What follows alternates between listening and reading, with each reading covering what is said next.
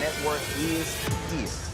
Hold no punches. I'm real revolutionary right now. Support this man, Black Media. He makes sure that our stories are told. Thank you for being the voice of Black America, Roland. Stay black. I love y'all. All momentum we have now, we have to keep this going. The video looks phenomenal. See, there's a difference between Black Star Network and Black-owned media and something like CNN. You can't be Black-owned media and be scared. It's time to be smart. Bring your eyeballs home. You dig?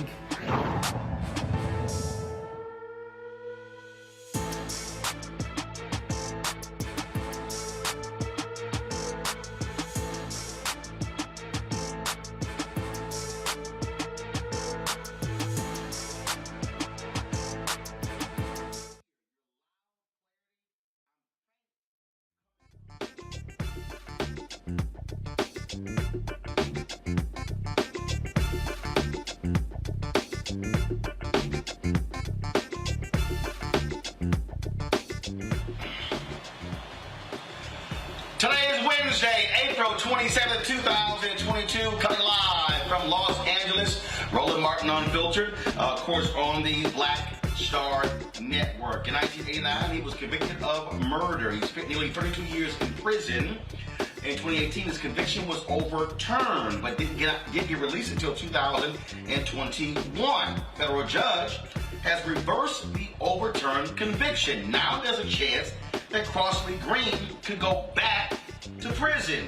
We'll talk with Green and his attorney tonight, right here on Roland Martin Unfiltered. It took a 2-year investigation to reveal what many people knew, that the Minneapolis Police Department has a pattern of racial discrimination. We'll break down the findings that were released today. Derek Chauvin wants to appeal his conviction while the judge denies cameras in the courtroom in the trial of the 3 ex-Minneapolis police officers charged with aiding and abetting George Floyd's death. Students at a Georgia high school are protesting the punishment of a black teenager who slapped his white female classmate after she called him the N-word. He was suspended. She went back to class. And P.F. Chang's China Bistro as his first black CEO. We'll tell you who he is. And with Elon Musk's acquisition of Twitter and his stance on free speech, what will that mean for many who say the most disrespected people in the country are black women? We'll talk with Shireen Mitchell, the founder of Stop Online Violence Against Women, about that. Plus, in today's Tech Talk segment, a black company is helping small black businesses survive and thrive in today's economy. And the Justice Department gets indictments against folks who targeted Black Lives Matter protesters. It is time to bring the funk. I'm Roland Martin Unfiltered on the Black Star Network. Let's go. He's got it. Whatever the biz, he's on it. Whatever it is, he's got the scoop, the fact, the find. And when it breaks, he's right on time and it's rolling. Best believe he's knowing. Putting it down from sports to news to politics. With entertainment just for kicks, he's rolling. It's on go, roll, roll, y'all. It's Roland Martin, yeah. Rolling with Roland now. He's funk, he's fresh, he's real, the best, you know he's Roland Martin now.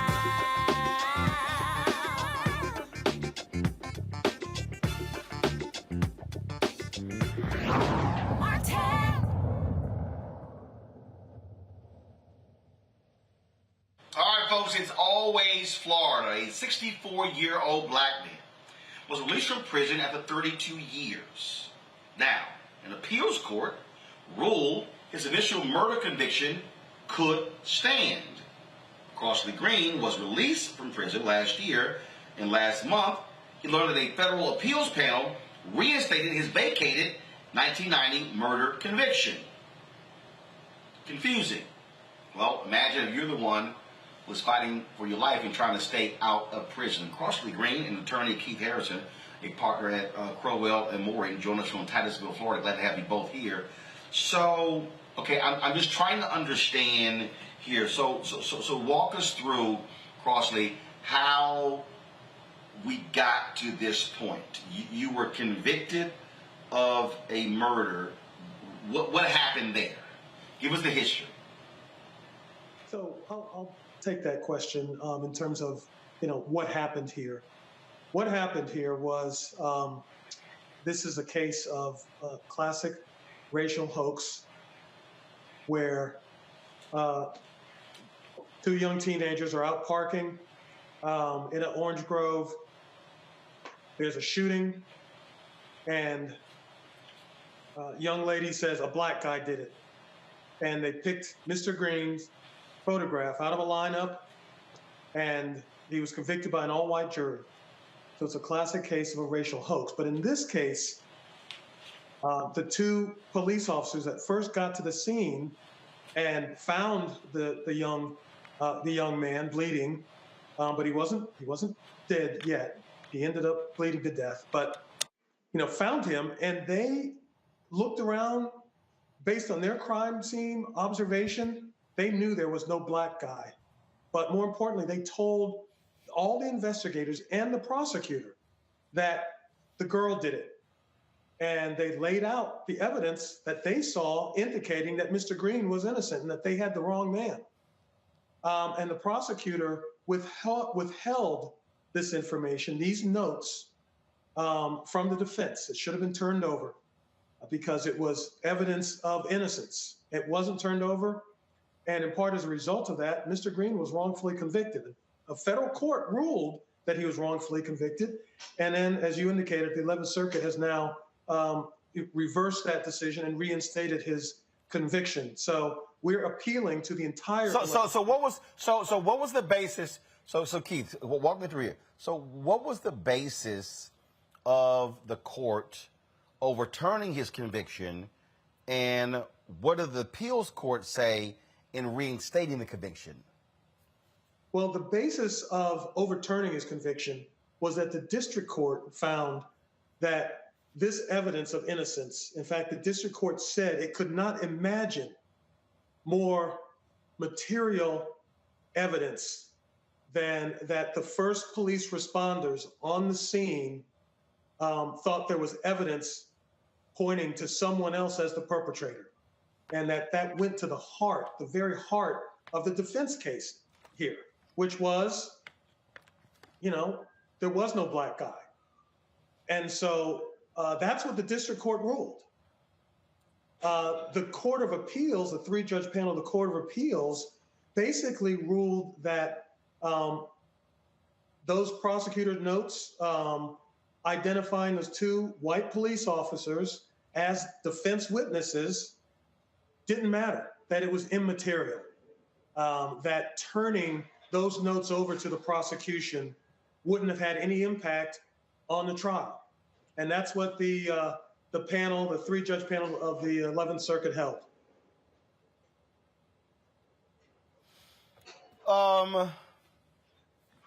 Crosley, take us through what you are feeling, what you are dealing with, this up and down. You spend 32 years in prison. You went in, and how old were you? 31. I was 31 years old, and my first 3 years was rough. But I have to say it changed a great deal when I took to the Bible, took to reading it. Strongly reading the Bible. And as though not only reading the Bible, believing truly there is a higher being. And with that, my faith grew as far as to which way I should go. Should I stay angry, hateful, all above the things that a person feels when something like that happens. But with the good grace of the Lord, my life changed, and since then, there's no hatred. I've done 30 years after the first 3 with no blemish record of any kind of any wrongdoing, whether inmate or against another officer. My faith in what I believe and how I thought and continue to think and how it's going to turn out is far-fetched than anyone really can even imagine. All right? Right now, I'm feeling good. Whether or not the ruling was the way the ruling came, yet and still I have my faith that it's going to go accordingly. And not only that, I have a family of sisters and brothers, sons, grandkids, nieces, nephew, and they all love me. With that ruling, which that you were describing or you mentioned about, that doesn't faze me because I'm not looking backwards. I'm just only looking forward to what to come. And there's better things to come and more. When I say better things, more better of a life for me than I had those years when I was there. For now, I've been asked that question many times, and I can only say that I have my hopes, I have my faith, I have my family, friends, and things are looking good for me. I have a job. I go to church every Sunday. I mean, it's unbelievable in the way I'm carrying on, in the sense of anyone other than myself can probably feel the things I feel.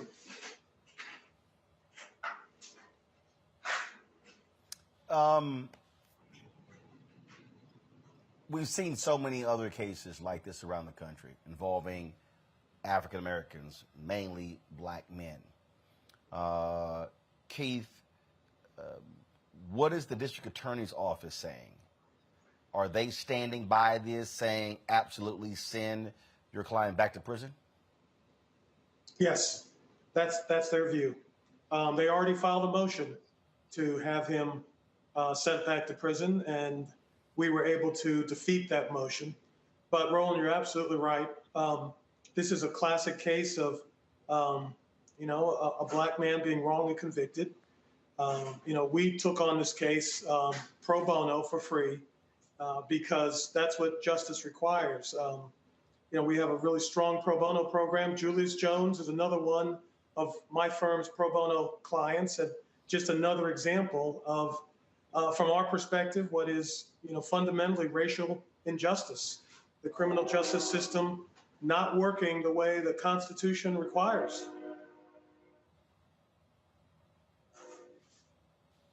It is.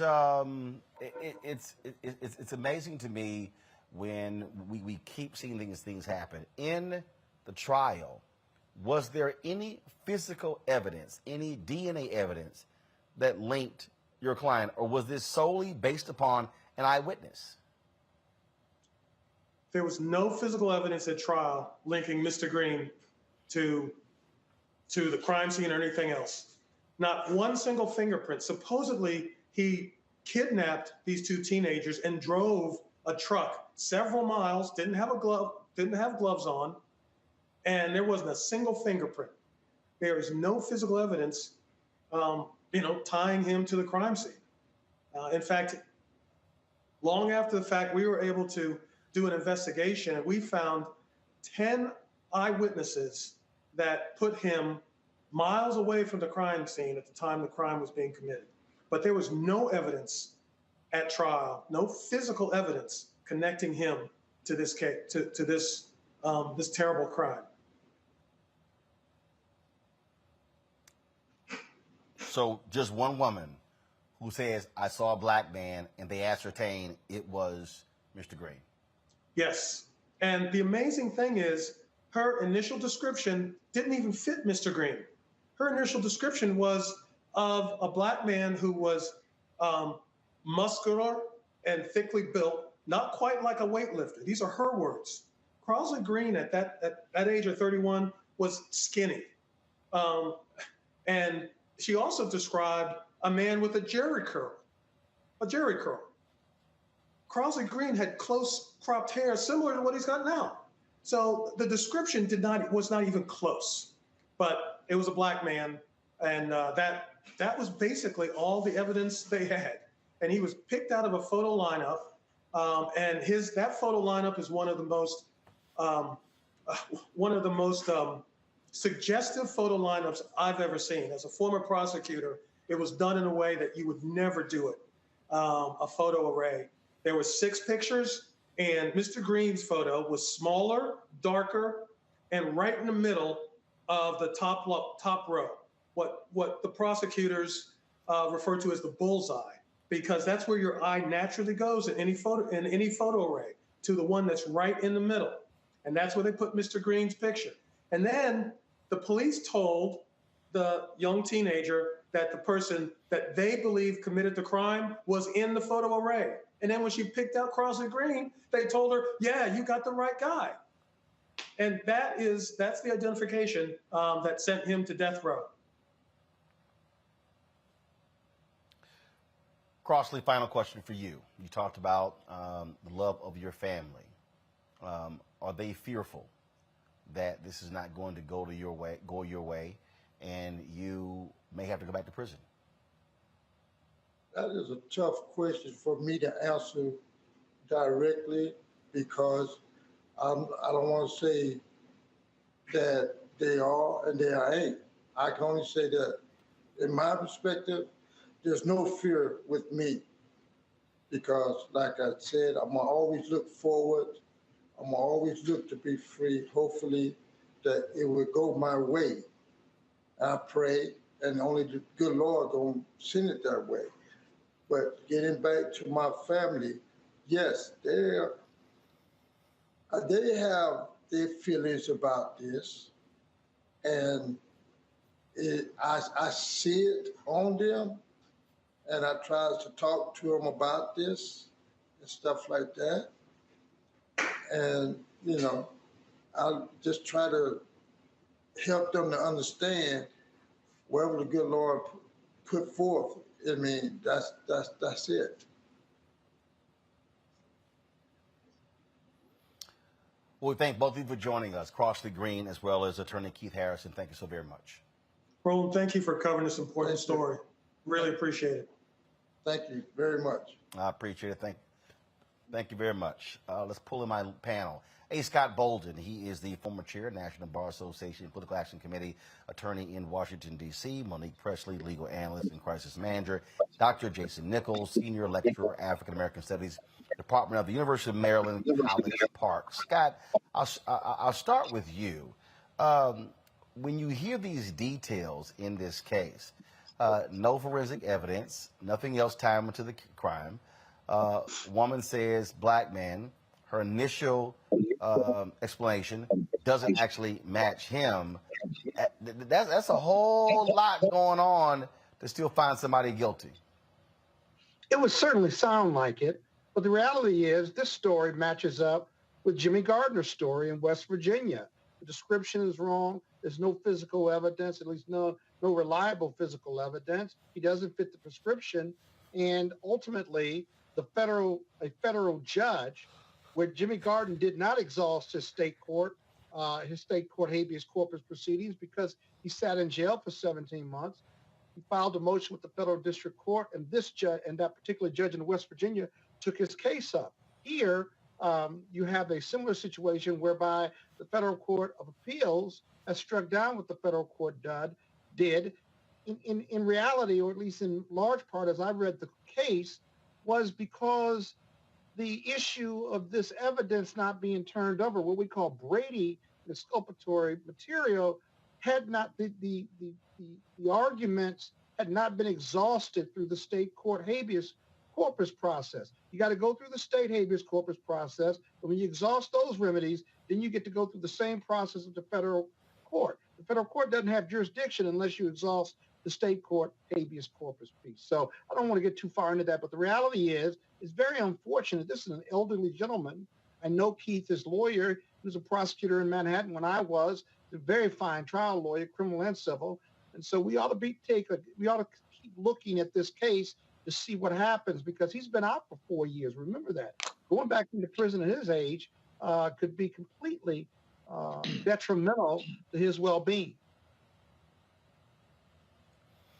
Monique, as I said to Keith, we've seen just so many of these cases in the past, and it still just sort of boggles the mind when we hear about, and again, more than likely his brother spending 20 and 30 years in prison for crimes they say that they did not commit. Yes, and the estimate per year is upward of 10,000 who are wrongly convicted. That's not all a jury getting it wrong. That's them being just cajoled, forced, manipulated into pleading guilty to things that they haven't been guilty of. That's others turning state's evidence on them and testifying falsely in order to get better sentences for themselves. Or then it's cases like this where an eyewitness, it appears, got it wrong. The difficulty is that there are no quick fixes there in that particular instance, because I don't think what people even on our side of the system are advocating is that if there is only eyewitness testimony and nothing else, that the eyewitness testimony be dismissed or discounted in favor of physical evidence or a lack thereof.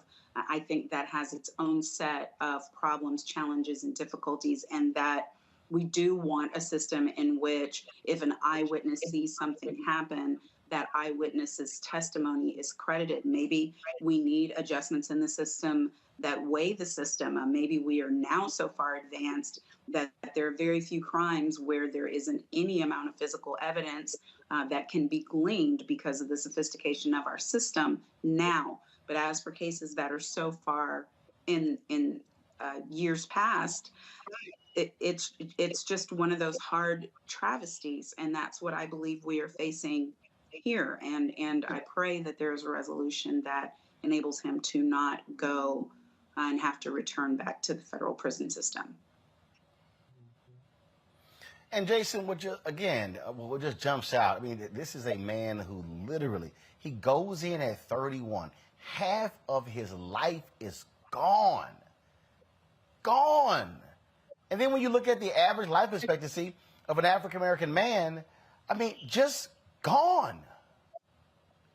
Yeah, this, I think, honestly, is every black man's worst nightmare, to get caught up in the system and, you are completely innocent, you don't match a description, and yet you get held accountable for something that you didn't do, and spend decades separated from your family, separated from your children. Your children are having children, and you're not there to be there, as I can hear my child screaming in the other room.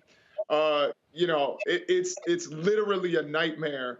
And I have a lot of questions about this. I think the question that rises in my mind is there any investigation, private or otherwise, of this woman who made the claims initially? Has anybody looked at, anything that may have tied her to the crime? Have they looked for a weapon or anything like that that could potentially tie her to the crime? Where is she now?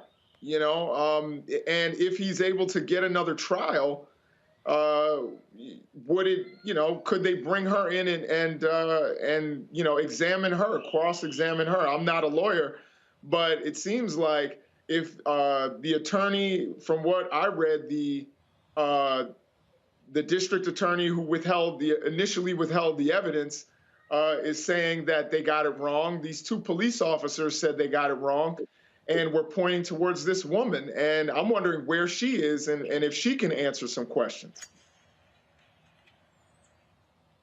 Well, when you hear people get it wrong, that's easy to say, but when you lose half of your life sitting in prison, that's a bitter, bitter pill to swallow. All right, folks, we're going to follow this case, see what happens next. Got to go to a break. We come back.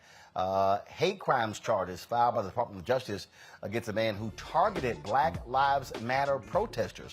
We'll tell you about that. Folks, if you're watching on Facebook or YouTube, be sure to hit that like button, that share button. We want to hit 1,000 likes before the hour, so please do so.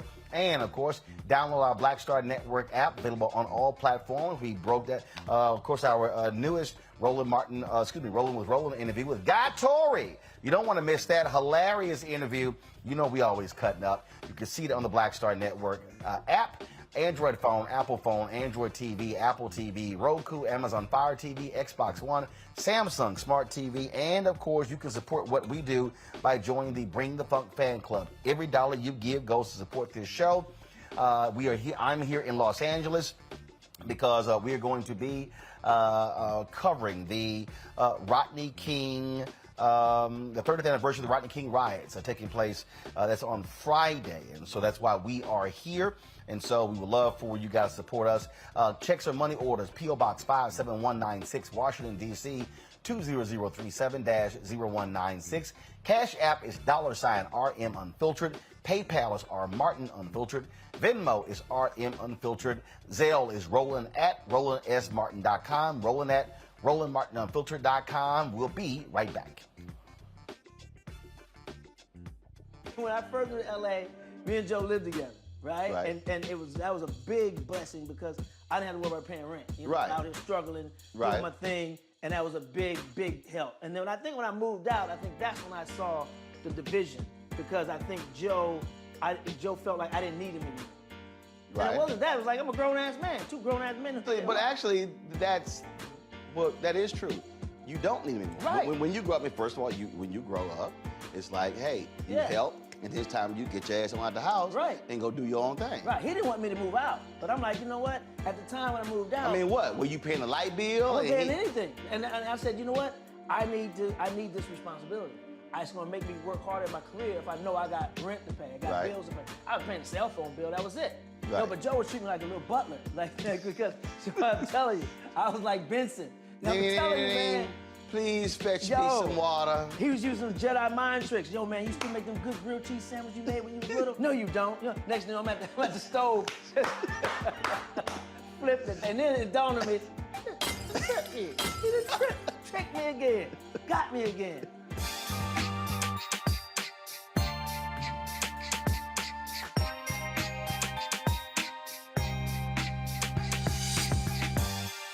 On the next Get Wealthy with me, Deborah Owens, America's Wealth Coach, financial literacy. Without it, wealth is just a pipe dream. And yet, half of our schools in this country don't even teach it to our kids. You're going to hear from a woman who's determined to change all that, not only here, but around the world. World of Money is the leading provider of immersive financial education for children ages 7 to 18. We provide 120 online and classroom hours of financial education. That's right here on Get Wealthy on Black Star Network. Hey, what's up, y'all? It's your boy Jacob Lattimore, and you're now watching Roland Martin right now.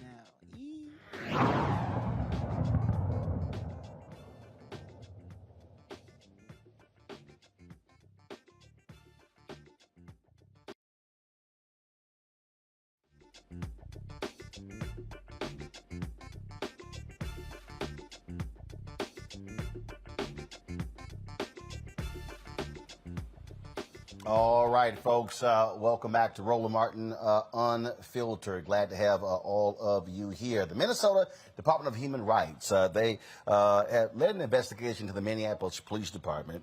It was launched after the death of George Floyd, of course, where they found probable cause at the city and the police department have a pattern of racial discrimination. Well, they released the report today, and it was a blistering one. After completing this extensive investigation, the Minnesota Department of Human Rights finds that the city and Minneapolis Police Department engaged in a pattern or practice of race discrimination in violation of the Minnesota Human Rights Act. Throughout this investigation, the Minnesota Department of Human Rights determined that this pattern of race-based policing is caused primarily by an organizational culture that can be described in 3 ways. First, flawed training, which emphasized a paramilitary approach to policing. Second, deficient accountability systems that are designed to not hold officers accountable for misconduct and therefore fail to hold officers accountable for misconduct. And lastly, former and current city and MPD leaders who have not collectively acted with the urgency, coordination, and intentionality necessary to address racial disparities in policing, to improve public safety, and increase community trust. Folks, after reviewing 700 hours of body cam video, 480,000 pages of documents, observing 87 hours of academy training, conducting also ride-alongs and analyzing the MPD data on all use of force incidents over a decade, the Minnesota Department of Human Rights found that, again, just so much when it comes to racial disparities in terms of how officers use force, discriminatory, race-based policing, racial disparities in terms of stop, search, arrest, inciting people of color, particularly black individuals compared to white individuals, officers' use of covert social media to surveil black individuals and black organizations unrelated to criminal activity, MPD officers' consistent use of racist, misogynistic, and disrespectful language. Folks, it goes on. deficient training received by MPD officers, supervisors, and field training officers, which emphasizes a paramilitary approach to policing that results in officers unnecessarily escalating encounters or using inappropriate levels of force. MPD's accountability systems are insufficient and ineffective at holding officers accountable for misconduct. Former and current city and MPD leaders have not collectively acted with the urgency, coordination, and intentionality necessary to address racial disparities in policing, to improve public safety, and increase community trust. Damn, they leave anything out, Monique?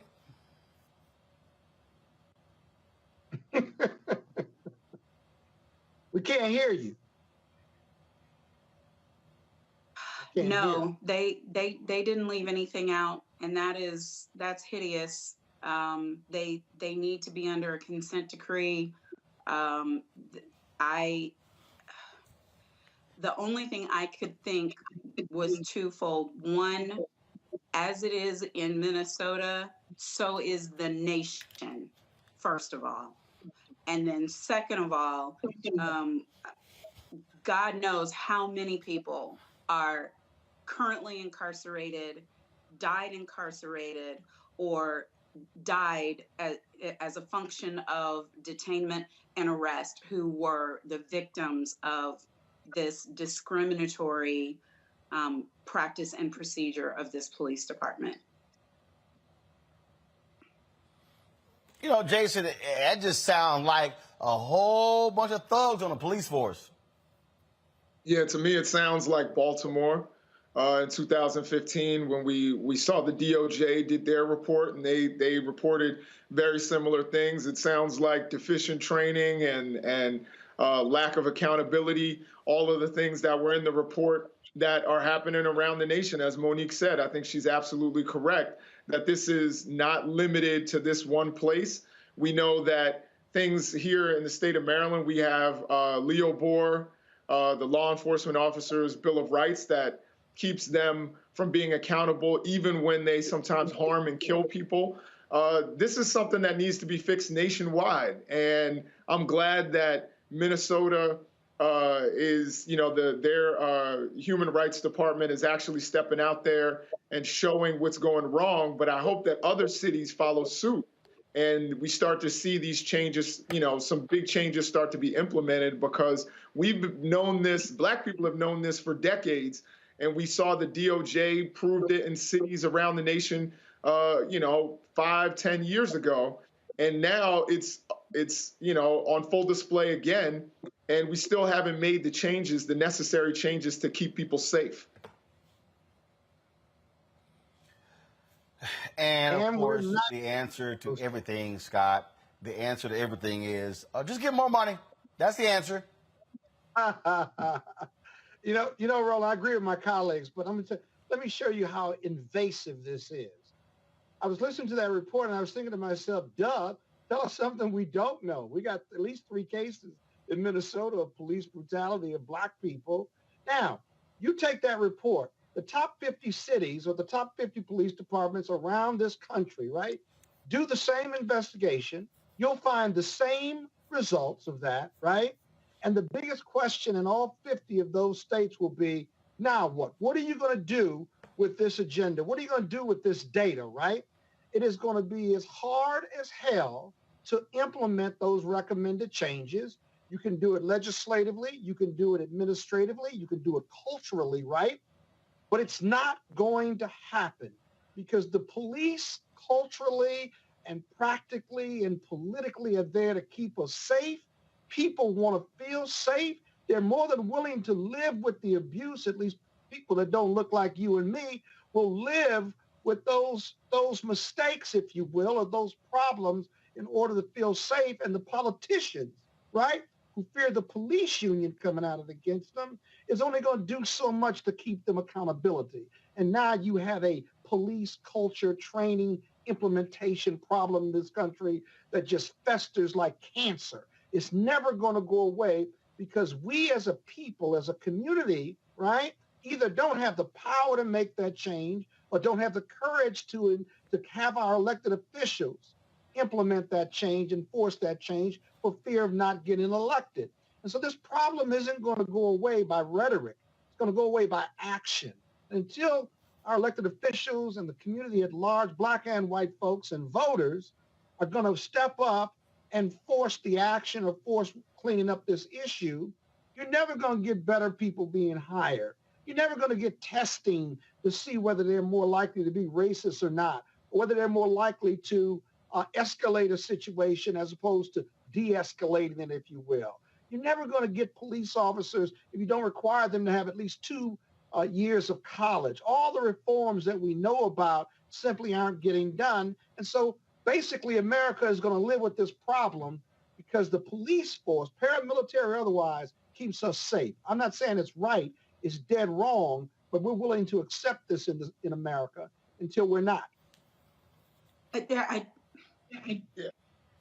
I say something? Go right ahead. I mean, Roland's probably distracted now, but go right ahead. Oh, Lord. Okay, so here's the thing, and I'm going to try to say it without seething. There was this piece of legislation called the George Floyd Justice in Policing Act, and it passed through the House where it was authored, and it died in the Senate. So when I hear things like this about, first of all, many of the things that were wrong and are probably still wrong with Minnesota could have been addressed. Uniform training standards, education standards, sensitivity training, ending of bad policing practices like chokeholds, the notion that a police officer has a record the same way as a criminal does, so you can't go from one jurisdiction where you kill people and where you brutalize people and move to a neighboring county and get rehired. There would be a database to fix that. So many other things that were in this legislation. And Lindsey Graham, I'm talking to you. Tim Scott, I'm talking to you, because everyone who continues to die because of the refusal of the Senate to do its job and keep us safe, and leaving the job to paramilitary forces that are filled and laden with white supremacists and white supremacist ideology and power ideology that cares only about those who have affluence and leave the poor to languish, the poor who are desperate for survival.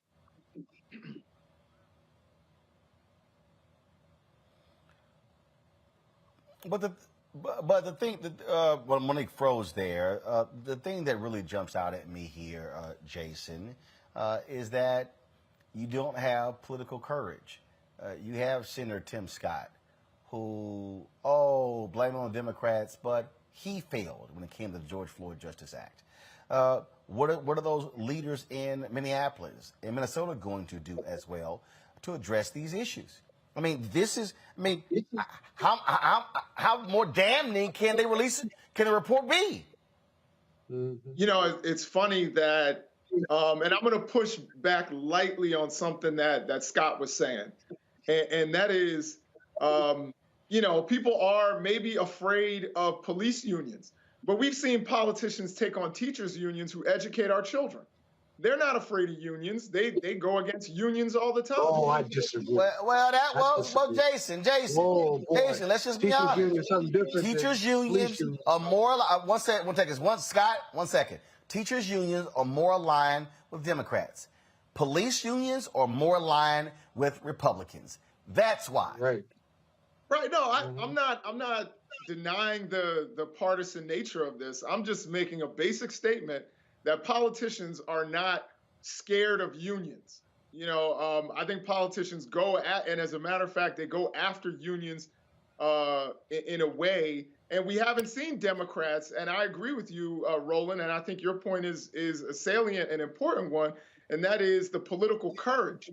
Republicans are very much willing to go after teachers' unions and attack teachers' unions who educate our children, but yet we don't see people willing to stand up to police unions, even when they make us unsafe. Instead, they'll just, hashtag Black Lives Matter, but not actually take the actions that keep a lot of people safe and will make our communities more just. Well, Scott, I think Scott, go ahead. No, what I was going to say was, as I listened to Monique, there was a point in time a year ago where Monique really believed, I thought, that Tim Scott and Lindsey Graham, as she said, I sat next to Lindsey Graham and they committed to doing something about this or getting it done. I argued at the time that was pie in the sky and that they would never pass this bill, that George Floyd bill. And you and Monique argued with me about keeping the faith, essentially. These Republicans are not interested in this. That's part of the political courage. Whether you're Democrat or Republican, I still say they don't want to take on the police union or their constituents because culturally, the police keep America safe, keeps white America safe. And if you mess with that equation in any way, shape, or form, it's going to cost you votes and cost you popularity. Until this becomes an American issue in the eyes of white America, this is a black issue. Police reform, Black Lives Matter, and stopping police brutality and racial profiling and racial violence against black people by the police in our community, this is going to be a black issue. And as long as it's a black issue, real or perceived, white America wants no part of it. And yet we as black people need white America to stand with us against this. Well, they're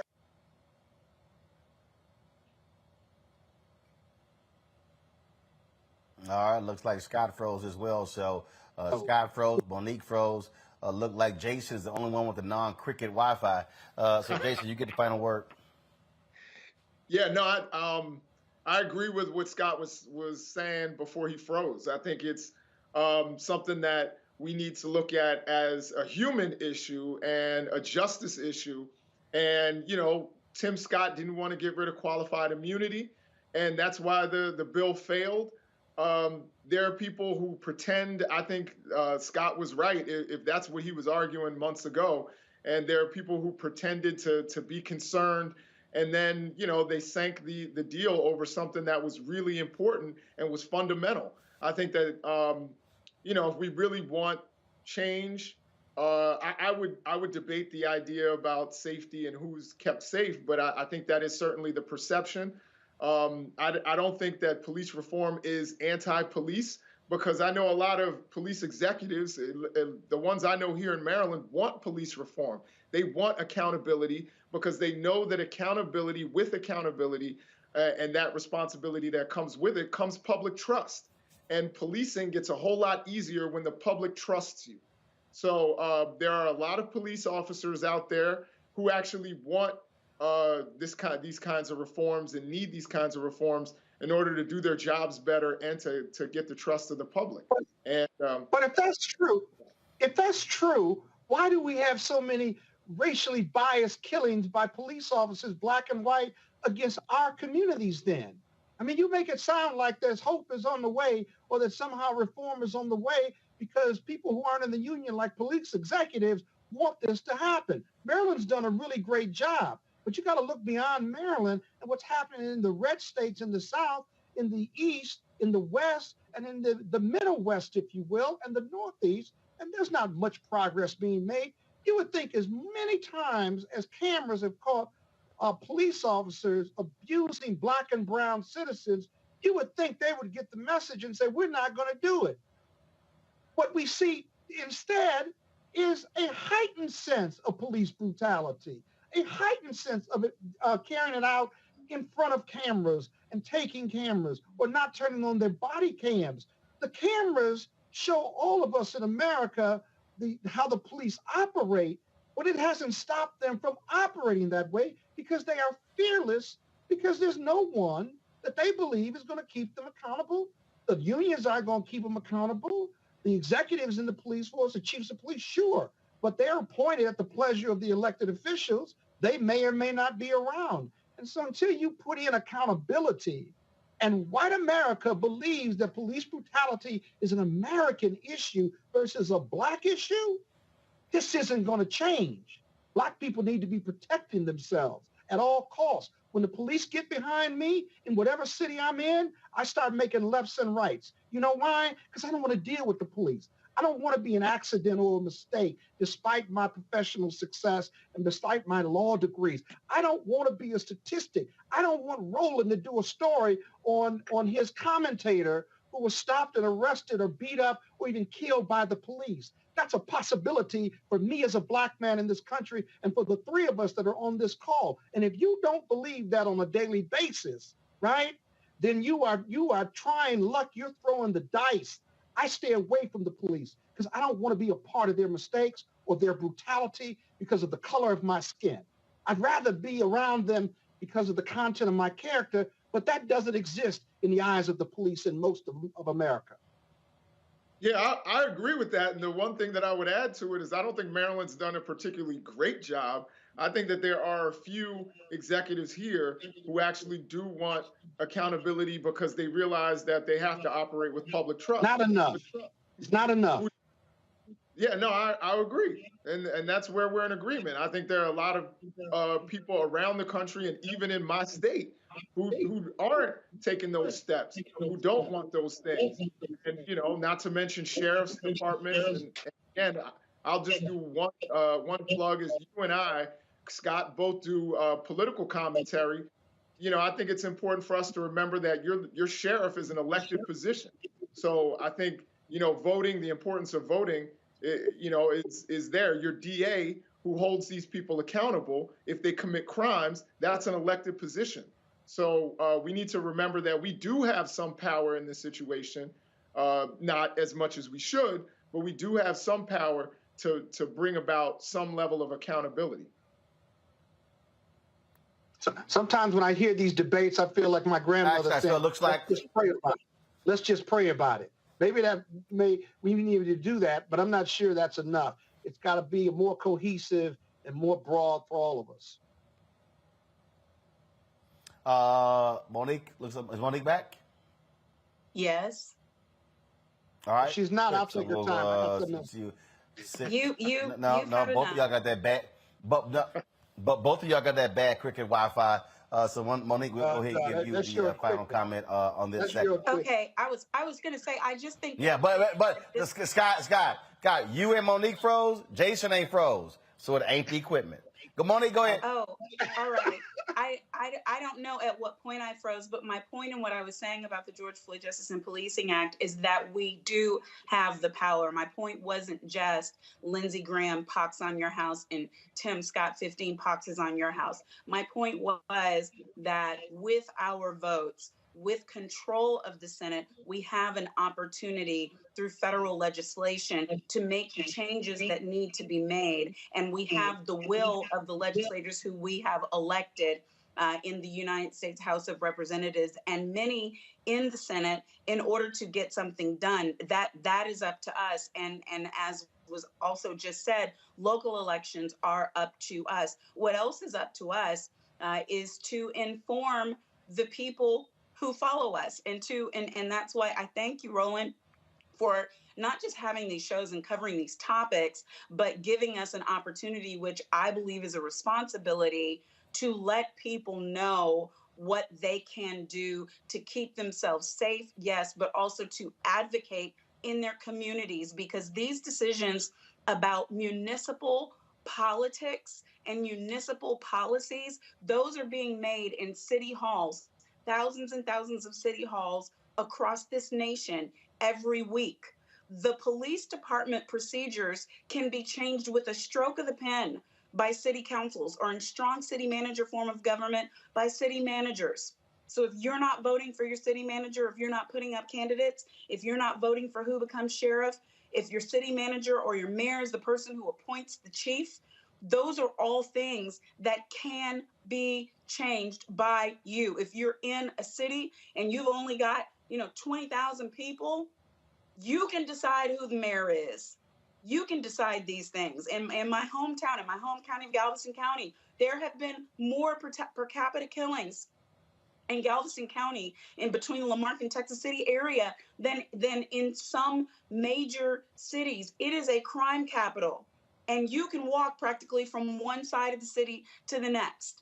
So that is where we need to turn our attention and our power, because people who do not have the resources, do not have the education, do not have the know-how, do not have the backing, are dying daily. And I don't want to be part of it by just pontificating about it. We need our asses on the streets doing something about it so that people can understand we have more than mouth on this. I'm willing to put body on the line, money on the line, brain on the line, career on the line in order to get things done. So that's just my personal commitment. That's why I do the work that I do. That's why I show up wherever Attorney Crump asked me to show up. That's why Roland dropped everything and came and showed up in Podunk, Texas City, and covered a rally because a Black woman was dead in Baytown, rather, and Pamela Turner, who died at the hands of law enforcement while screaming that she was pregnant. These things are happening every single day, and we each can do something about it. All right, folks. Hold tight 1 second. Going to a break. We come back. We'll talk about, again, a man who was targeting Black Lives Matter protesters now being charged by the federal government. We'll tell you about that. And we'll got lots more to cover right here on Roland Martin Unfiltered, broadcasting live from Los Angeles on the Black Star Network. We'll be right back. I'm Dr. Jackie, and on Next, A Balanced Life, it takes a village to raise a child, and truer words have never been spoken. If you're raising a child, you know that it's a blessed challenge like no other. Even more so if your child has a disability. We'll talk to parents and our expert panelists about the best way forward for your child to help you maintain your own sanity on Next, A Balanced Life with Dr. Jackie on Black Star Network. We're all impacted by the culture, whether we know it or not. From politics to music and entertainment, it's a huge part of our lives, and we're going to talk about it every day right here on The Culture with me, Faraji Muhammad, only on the Black Star Network. Hi, I'm Teresa Griffin. Hi, my name is LaToya Luckett, and you're watching Roland Martin Unfiltered.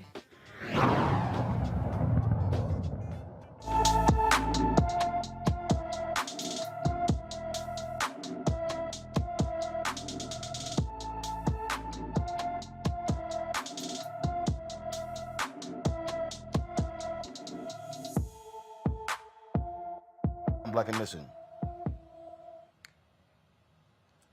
All right, folks. Today is Black and Missing. We really hate to have to do these, but it's important that we do.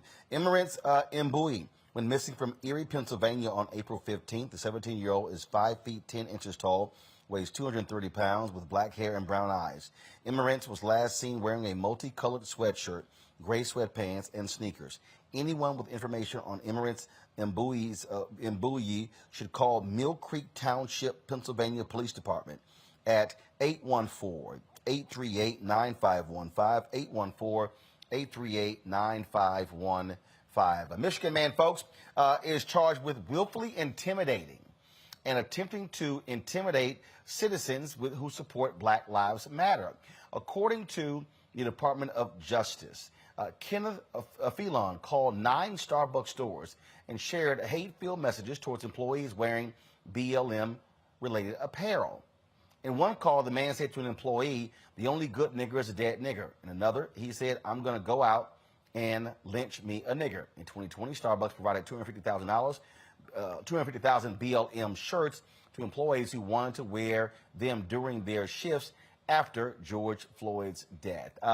This is one of the things that I've been talking about this, Monique, the work that Kristen Clark and her Civil Rights Division, the Department of Justice, has been doing. Every week, we're getting these emails, we're getting these stories, we're getting these items of a prison guard or police department or hate crimes when they're going after. And for the life of me, I really don't understand why the White House is not touting the success of this. I mean, when we talk about voting, this is a perfect example of what happens when you put the right administration in who gives a damn about hate crimes, who gives a damn about people's civil rights being violated. Right. Yeah. She's doing her job, and I was thankful. I know, a number of us have been getting the updates as these things come out. and they are prosecuting. In fairness, some of these cases did not originate with them. The rank and file of the Department of Justice were still trying to do their job, but when it came time to finish it, or when it got any kind of publicity whatsoever, then the prior administration was dialing things back, taking themselves off of cases, changing positions, and that is not happening now, and she is being empowered to do her job. I do think, though, there is still a delicate balance because, frankly, people don't care about us getting this justice, and so whatever amount of justice she's able to get for us, without the high beams of supremacy and hatred and racism rearing its head to try to thwart this administration and keep them from being in office, I'm okay with that. I'm thankful that she's doing the job that needs to be done. But you know, Jason, here's where I disagree with that. I think people do care, but you also have to establish the narrative. You've got to let folks know. You've got to be, and it's interesting, as I've watched the daily press briefing, as I've watched what they're focused on, they haven't actually focused a lot on this type of work coming out of the DOJ's Civil Rights Division. Yeah, I think that they definitely need to publicize things a little bit more, publicize the work that they're doing. I think you and Monique made a great, point that they are doing good work, but what the narrative that I see oftentimes, through social media is that Joe Biden, for example, is not keeping his promises to Black communities. And of course, there's certain debates where, maybe that holds some water. But when people say nothing has been done, it was kind of like the narrative that came out with the Obama administration, where there was this big narrative amongst the Black left that Obama didn't do anything for Black people. And that was oftentimes not challenged because a lot of what was being done was not being publicized. So, Democrats, I think it's well known that Democrats have a messaging problem. They've been doing poorly at messaging this entire time. I've been shouting that there are a lot of accomplishments of this administration, regardless of how you feel about them as a totality. But they have a lot of accomplishments, and they're not doing a very good job of touting what they're actually doing and letting the world know and letting the communities that support them on election day know that they're actually there working for them. And that's going to hurt them, in 2022 and maybe beyond. Roland, it's always damn, Scott. Hold up. If everybody knows they got a messaging problem, when the hell they gonna figure it out? Well, they need to send you a contract. Help them with their messaging issues. You've offered to help them before in prior lives, but that's another debate. Here, let me tell you what's scary about this story. I agree with what my colleagues have said. Let me tell you what's really scary about this story. This defendant, right, is no skinhead. He was a trained, retired optometrist, right? Part of the professional medical field. And he was, whether he was crazy or not, he clearly had deep racist views about Black Lives Matter. He not only attacked these individuals for wearing Black Lives Matter T-shirts at Starbucks, but he went to Starbucks and Walmart and Target and left nooses nearby. I mean, he's a one-man racial wrecking ball, if you will. And the only penalty he's facing is a year in jail and I think a fine for all of that. What's scary is not only that he's only facing a year, but more importantly, that someone like that of a professional medical field is part of racial hatred and prepared to manifest it, right?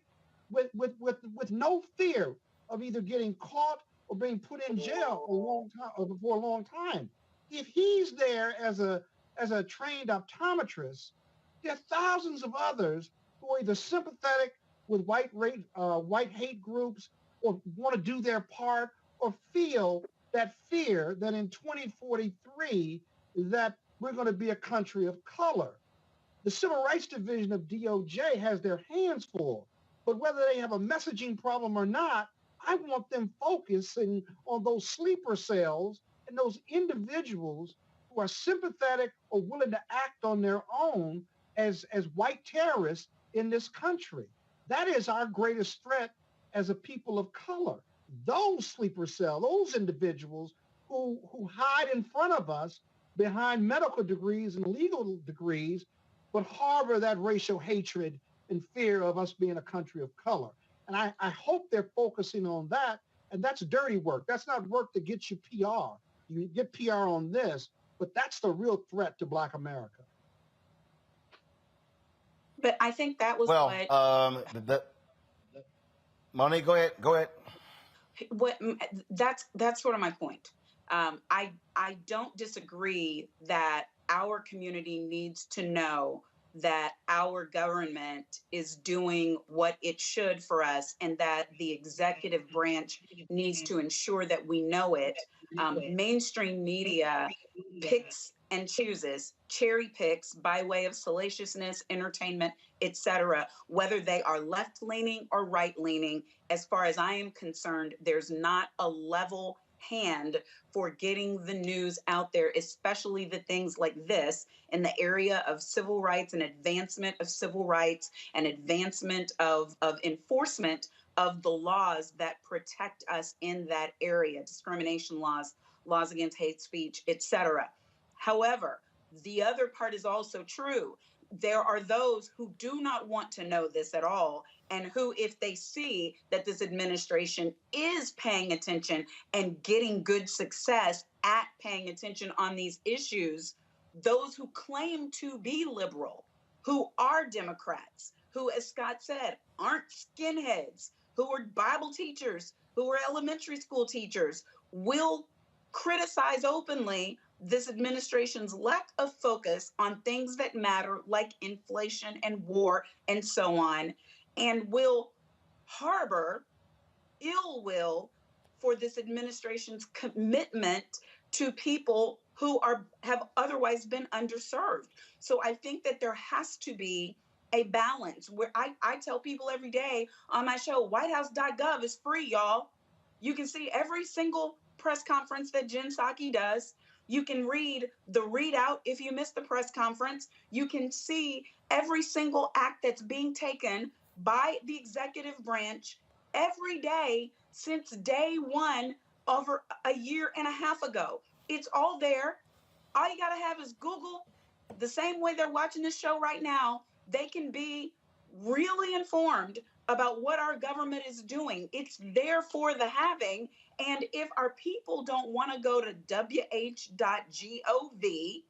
to the briefing room link, and look and see everything that is happening, then to me, the media owes it to just point, water's right there, and give an opportunity for people to be informed about their government. So, I mean, we know that our attention span as Americans is short. But there is no reason for us to perish due to this ignorance when the information is readily available. Maybe they're not shoving it down our throats, but they're not hiding it either. It's all there. Yeah, but part of your job, and I dare say most of your job, is to actually drive the messaging. It's not always, hey, it's there, go find it. No, you have to point people to it. You have to then begin to focus on it. Begin, again, if I'm the White House and I'm seeing what they're doing in the DOJ, I'm actually making sure at least once a week I'm having a significant part of the White House press briefing focus on that, pushing that, driving that. I'm just saying, I kind of think it might help, especially when you look at polling numbers, when you look at what people are saying right now with regards to poll numbers and what the election is looking like for November for Democrats. And so I think which is us. You saying use it'll everything help us, right, Roland? You're saying it'll help us because if Joe Biden don't get elected, Joe Biden's going to run off into the sunset and be fine. If Vice President Kamala Harris does not Kamala Harris, she's good. If the Democrats, big D Democrats, end up losing power, it's us. It's the disenfranchised. It's the ones who are dying of COVID. It's the ones who employment's going up for everybody but us. It's the Black women who are still which is why it's us. I which is why I'm making it clear this White House and the DNC and all of their ancillary groups must do a hell of a lot job better because, yeah, they're getting their ass kicked on messaging. They are. And so there's nothing worse. There's nothing worse than doing a lot of great stuff and you don't tell nobody. You know what? I mean, I'm sorry. It is. Here's the deal. Donald Trump. Here's the deal. Donald Trump was an absolute idiot, a narcissist. He was evil, but you know what? They knew how to pat themselves on the back. They knew how to sit and tout their stuff because that's how people get the information. They do. Because they care about winning. They don't care about doing. Jason, Jason, go. They only care about Jason, power. go. These people. Jason, Monique, stop. Jason, go. Yeah, I think one of the major things that the Trump administration did really well, and Donald Trump himself, was also to feed his base, you know, to get his base excited, to make it seem like he was working for them. And that's what I think this administration is not doing really well. And I'm seeing it, you know, with the black people that I see on social media. They don't feel like this administration is working for them. And it's not saying that they're not. It's saying that they don't know, or and I understand Monique's point that the information is available. But I think if you want to win elections, you have to go and it is your responsibility to let people know what it is that you've done, what it is that you've accomplished. You know, if I want to be, you know, a commentator on the Black Star Network, I'm going to let Roland Martin know, hey, this is the work that I've done in media. This is the commentary that I've done in other places, because I'm looking to get that job. And if you want your job back, or you want to maintain your job, or you want to gain seats in Congress, you've got to let people know what you are doing for them, particularly have your base excited. And right now, as you pointed out, the poll numbers are down. You know, you can say it's our responsibility, but I think one of the things, if you want to get elected, you've got to go and reach out to people. That's part of campaigning. And part of it is showing that when you're in the position, you're doing the job. And it seems like they're doing good things at the DOJ. People don't know that. You know, people aren't hearing that. All they're hearing is Trump isn't being held responsible for some of the things on January 6th. The DOJ is not doing what it said it would do. So tell them and show them what it is that you are doing, and what it is that you are doing for your base, and for particularly the base for the Democratic Party is black people and black women. Speaking of black women, I'm sorry, Scott. Well, here's the deal, Scott. If you're not good at it, go find some people who are. Yeah, but our futures are at stake.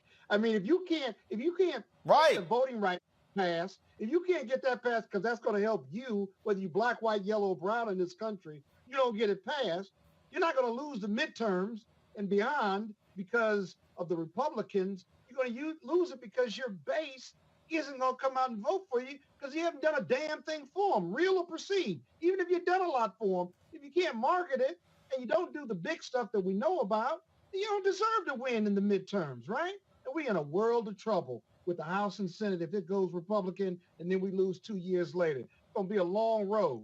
I'm going to tell you, long road. And it's going to happen. I hope I'm wrong. It's going to happen. And when it happens, we're going to be on your show talking about the Democrats, and woe's me with the Republicans. We did it before under Trump. We were there when Trump won that night. Well, and that's why we'll be saying, hashtag we tried to tell you. All right, folks, you talked about, speaking of black women, but there's been a lot of chatter this week after Elon Musk announced that he was buying Twitter for $44.5 billion.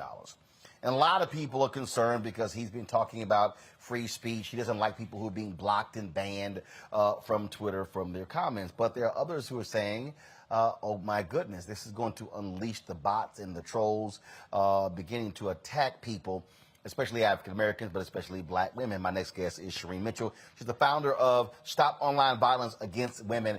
She joins us right now. So, Shireen, what concerns do you have when you see the comments being made by Elon Musk in terms of what he wants Twitter to be when he is the owner?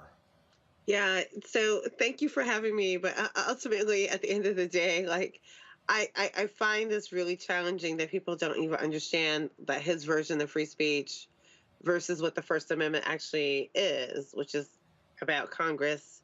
It's about the state. It's about, their inability to make laws or harm anyone based on their religion or based on their regress against them, the government, that he somehow thinks that as owning a company that he's supporting free speech, and that ultimately, at the end of the day, is what we're challenged with.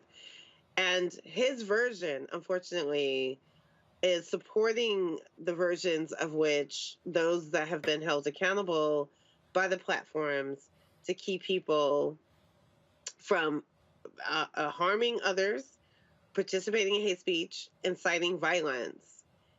His version is that is not as important, and that becomes a problem. That's what we're working towards, and that's the conversation that we're having, because now if Elon actually owns Twitter, he himself will ban or block people, sorry, not ban, but block people who disagree with him.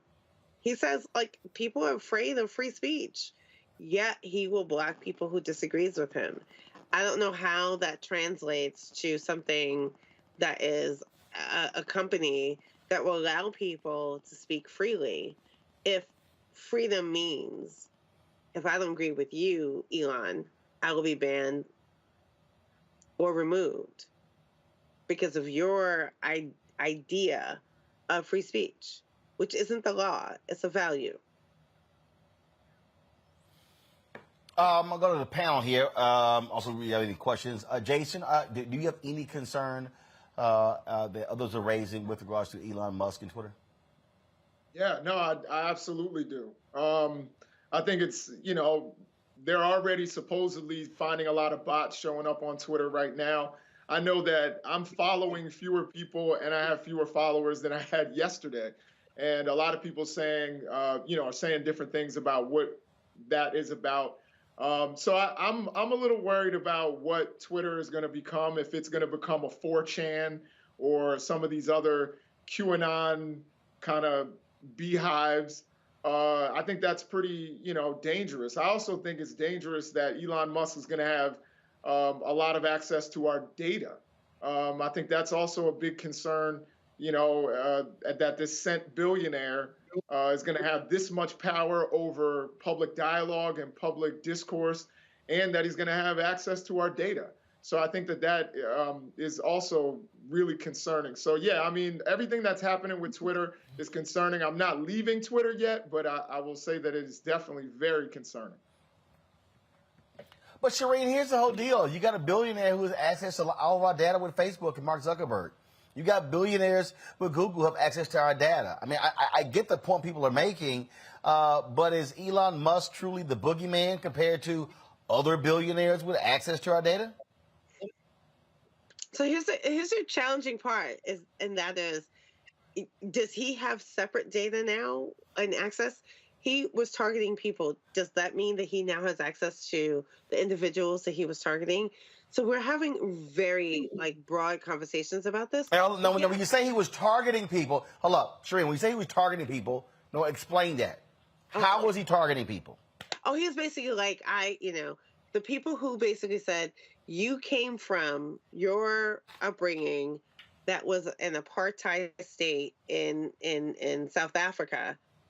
That's how you got your wealth.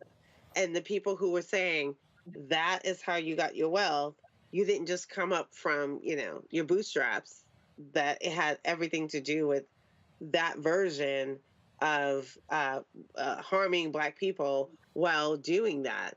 And he's going, yeah, those people need to be removed off of Twitter. And those people who spoke up about that in those moments had, been removed or banned from Twitter. Like, it is very, yes. So he when people disagree with him, he'll block them.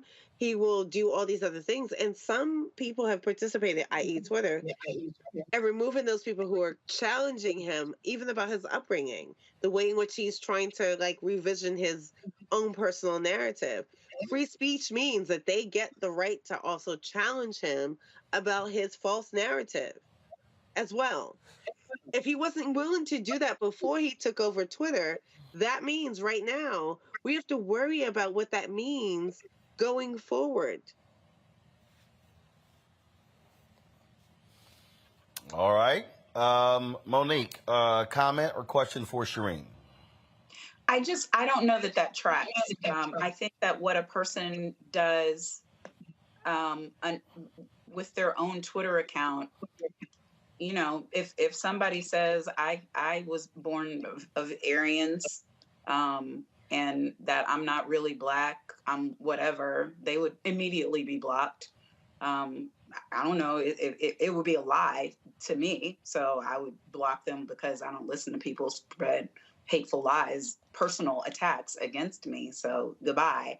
But that doesn't mean that for the Twitter platform that someone doesn't have a right to say things that are not within those delineated things that you can't say, hate speech, et cetera, et cetera. My concern is actually the opposite, that he's going to let in again the xenophobes and misogynists and the hate speech and he's going to have a transparent to non-existent line about what should not be peddled by way of content. And so that's why I was glad for the European community to speak up at least yesterday and say that he's going to be subject to the same rules as an owner, whether it's a car company or whether it's a social media platform. And we'll see how that plays out. I think ultimately some of these battles are going to end up in court, and maybe we will end up with regulation because of this.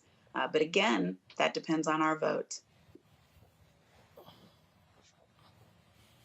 The guardrail, what Monique Scott, just said. question or comment to Shireen. Scott, question or comment to Shireen. Go ahead. Shireen, but isn't that the guardrail? The European regulators, the U.S. regulators. I mean, if it's a free-for-all under Elon Musk's ownership of Twitter, then, you know, he's dealt with regulators before. That's going to bring the regulators out. That's going to bring Congress out. And more regulation that he can't control will cost him time, money, and resources if he's not careful and a responsible owner. You can see the regulators and the legislators in the U.S. clamoring for this. They just don't understand technology and Twitter and Facebook, at least to the degree they need to. But you could see that if it's a free-for-all under Elon Musk, that's going to accelerate some type of regulatory component that's going to cost him money. I think that's the guardrail, and I think in protection of his investment is going to require him, if not tone it down, to be a sensible owner. And if people, the manifestations of a free-for-all start costing people their lives or their reputations, or racism or sexism is rampant under his leadership, I think free speech is gonna be impeded upon, and the regulators and the courts are going to put some strictures around it. What do you think about that view of what the future of Twitter is? Yeah, so I'm sorry. Yes, thank you for that question. My issue is that the most that people really focus on is the expression part, which is mostly on the value part, not the actual First Amendment. The First Amendment is our right to speak against our government and not be punished, right? On the platforms, every company, social media company, or every company that exists are private companies. And in this country, those companies are actually classified as persons. Like, you're actually having a debate. If I have a debate against Twitter as a whole, I, as an individual, am having a debate against a person, despite them being a company. That's the problem. When you have someone who owns a company and has the control over that company, when I want to say something about them, that I can be punished in a way that's not recognized by the state, because now it's a person to person. That's the same thing that Elon is speaking to a little bit, whether he means it or not. When he wants to block people or silence people because they don't agree with him and saying, hey, the law, which is what he, like, his SEC filing says that. In his SEC filing, like, he basically says, like, this is a global conversation. Free speech, the way that America uses free speech, is drastically different about the other countries and authoritarian rules and the way in which they see free speech. And that is our fundamental problem about what he visions versus what the company, Twitter, has to deal with. Twitter is not just having conversations with Americans. It's all the whole spectrum. And we are still having a hard time understanding the difference between those things. That's what's going on. Yeah, I still think what I would describe as a private utility company. There's a body of law that says even utility companies that have massive impact on the social and practical side and provides a public service, right, will bring the regulators out and can be regulated. And I just think everything you say is correct, but I also think that begs the question as to how far away we are from regulating Twitter and Facebook and others. And I think if he exercises your greatest fear on what he will be as an owner, I think that's going to invite greater regulation. So we can both be right about that question and answer. I just think we have to look to see how long it's going to take or whether his bad conduct, our fears of his bad conduct are going to be true, because I think that's going to trigger speeding up, accelerating, greater regulation, not only in the U.S., but in Europe as well. We'll see. All right. Shireen, we appreciate it. Always a pleasure having you on. Thank you. All right. Thanks a bunch.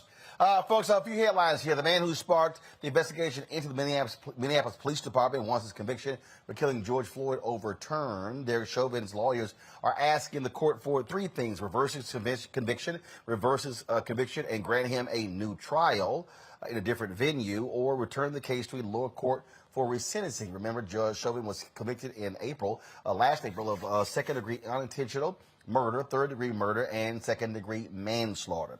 Now, let's talk about the trial of the other three cops who were with Derek Chauvin. Their trial is not going to be live streamed. Hennepin County Judge Peter Cahill allowed cameras in the courtroom for Chauvin's trial because of COVID. Cahill says since the pandemic has regressed, he's not prohibiting the live stream. The trial for the former officers begins in June. And so basically, no cameras in the courtroom there, which, look, me personally, I believe cameras should be in all of the courtrooms because that's the public. We're paying for it, all right? Let's talk about Georgia, folks, where a black boy slapped his white female classmate because she called him the N-word. No.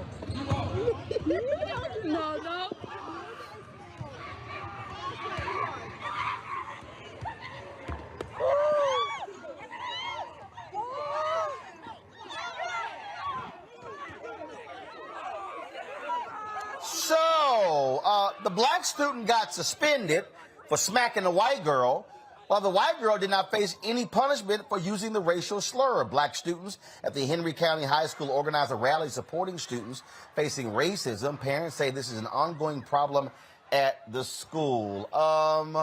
Monique, how does the black kid get suspended, but the one with using the racial slur, she goes back to class? Just wrong. Just wrong. Say it again? I said it's just wrong. They both should receive punishment. And when you say punishment, do you believe that both should be suspended? I don't know what their regulations are for what calls for a suspension, what calls for detention, what calls for whatever, but according to whatever their policy is, it ought to include racial slurs and use of racist language, derogatory language against another student or against a teacher, and certainly assault is violating the school's policy. So there's no, you caused it, get out free for the slap. They both were wrong. Said one was Scott? black and one was white. That's right. That white girl used that N-word, right? And then the brother did his best impression of Will Smith. He gets suspended. What happens to the little white girl? The little white girl go back to class. She's not even getting any coaching on racial sensitivity. I need to look up, is the N-word a fighting word under the Supreme Court definition? Because arguably, if it's a fighting word, and of course violence has no place, I'm not going to let the brother off the hook because he used physical violence, but I can tell you, if you use the N-word with me or probably anybody on this program right here, you're probably going to get a physical response, if not verbal, maybe both. And so both should have been suspended.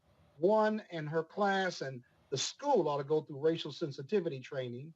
And I don't care how long the punishment is. It can be uneven, but both have to suffer some consequence. Jason, was this unfair to the black students for him to be suspended and the white girl not allowed to go back to class? No, I think it was definitely unfair. Certainly, I think I echo what everybody else has said. She should have received some punishment. I'm not exactly sure what that punishment should be, or I really can't say whether she should have been suspended or detention, as Monique stated. I think she stated it pretty eloquently. Yeah. I'm sorry? I can. She should have been suspended. Yeah.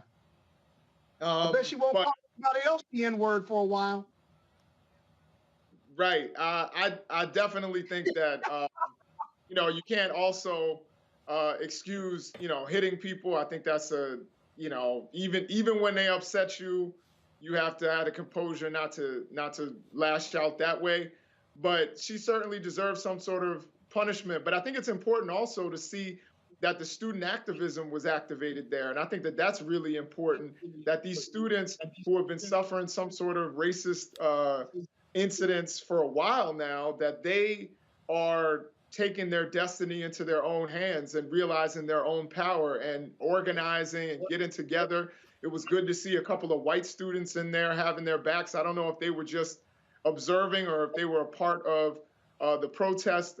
If so, it was good to see that these students were getting together and demanding accountability from the administrators. So I think that if there's one positive that can be taken from it, is that these students are active and are no longer going to take the kind of abuses that they've been taking for a while now. All right, folks, here in California, a Superior Court judge struck down a white lawyer's attempt to block the land transfer of Bruce Beach back to its rightful owners, those black descendants. In September, California Governor Gavin Newsom signed a bill allowing the land to be returned to the Bruce family. However, attorney Joseph Ryan said the land transfer violates federal law and serves no purpose for the common good. In 1912, the Bruce family purchased the land and made it into a successful black-friendly resort, but the city confiscated the land, citing eminent domain. And so glad to see the court make that ruling. Folks, P.F. Chang's China Bistro has its first black CEO, Damola Adolakan, revamped the business by changing its menu, dining rooms, and adding take-home and delivery options. Its initiatives increased sales during the pandemic. The Brown and Harvard University graduate is leading one of the most famous restaurant brands around the world. So certainly congratulations to Damola for becoming the CEO of that particular venture. All right, folks, black women are breaking barriers, including space. Dr. Jessica Watkins is the first black woman to serve on an extended mission with the International Space Station. That's right, the UCLA graduate and 3 others launched from Kennedy Space Center on Merritt Island, Florida, on the Freedom spacecraft at 3:52 a.m. this morning. During her 6 months in space, she will conduct scientific research, station maintenance, as well as additional training. All right, folks, when we come back from this break, our HBCU Connect segment, Morris Brown is back in business. We'll tell you how. Folks, don't forget to please follow us. If you're on Facebook and YouTube, hit the like button, y'all. Let's get those likes up. And so we should be over 1,000 on YouTube by now. And also download the Black Star Network app. We're available on all platforms: Apple phone, Android phone, Apple TV, Android TV, Roku, Amazon Fire, Xbox One, Samsung Smart TV. Also, please help us in what we do by joining our Bring the Funk fan club. Our goal is to get 20,000 of our fans contributing on an annual basis at least $50 each. That's $4.19 a month, 13 cents a day. That will allow us to raise $1 million. It goes towards equipment, it goes towards staff, it goes towards travel, it goes towards covering the stores across the country that we know that we need. Send a check or money order to P.O. Box 57196, Washington, D.C. 20037-0196. The Cash App is $RM Unfiltered. PayPal's are Martin Unfiltered. Venmo's RM Unfiltered. Zelle is Roland at RolandSMartin.com. Roland at RolandMartinUnfiltered.com. We'll be right back. I'm Dr. Jackie, and on a next, A Balanced Life, it takes a village to raise a child, and truer words have never been spoken. If you're raising a child, you know that it's a blessed challenge like no other.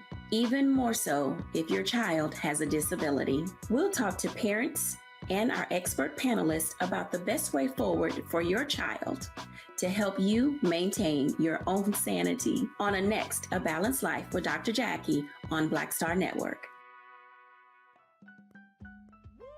We're all impacted by the culture, whether we know it or not. From politics to music and entertainment, it's a huge part of our lives, and we're going to talk about it every day right here on The Culture with me, Faraji Muhammad, only on the Black Star Network.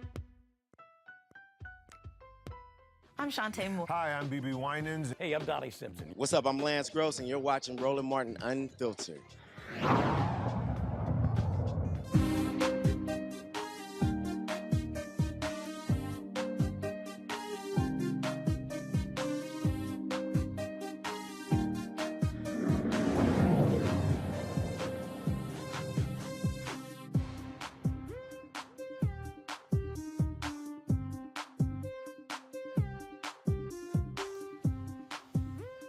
Fam, after a 20-year battle, Atlanta's Morris Brown College is now a fully accredited university. Students attending the college can now receive federal funding and graduate with accredited degrees. Morris Brown's president, Dr. Kevin James, says the school is the only college in the country to regain full accreditation and funding after 20 years without it. Financial mismanagement led to the school's loss of federal funding in 2002. Now, many people thought that Morris Brown closed. They actually never closed, but they basically lost all of their students, all of their faculty. They had to sell off land and all of that. The historically black college was founded in 1881 by the African Methodist Episcopal Church to provide higher education for African Americans after the Civil War. Dr. Kevin Jones is going to be joining us on Friday's show. The thing here about Morris Brown and again getting getting this accreditation, that was a change in the last administration, Scott.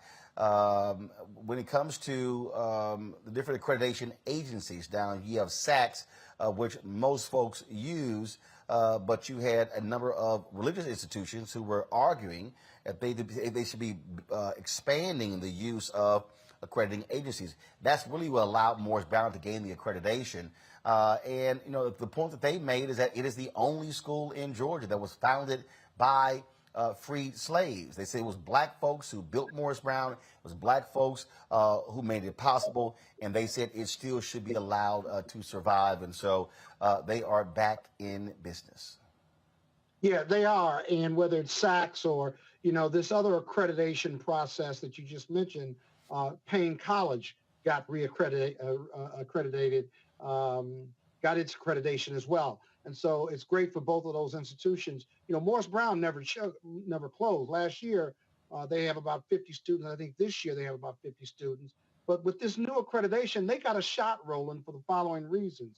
They're part of the Atlantic University Center with Morehouse Spelman, Atlanta University, as well as Atlanta Clark University. One, they're a little farther north, but they're still in the AUC. They still own their land, if you will. And there's a ton of housing development focused on that AUC area that Morehouse Spelman, Morehouse School of Medicine, and Morris Brown can take advantage of. They've owned some land, which is near that the football stadium as well.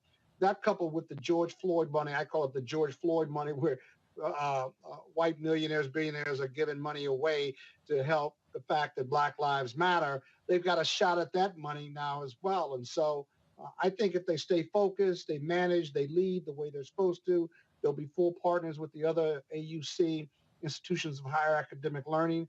And I think the other schools in the AUC are pulling for them. The presidents are pulling for them.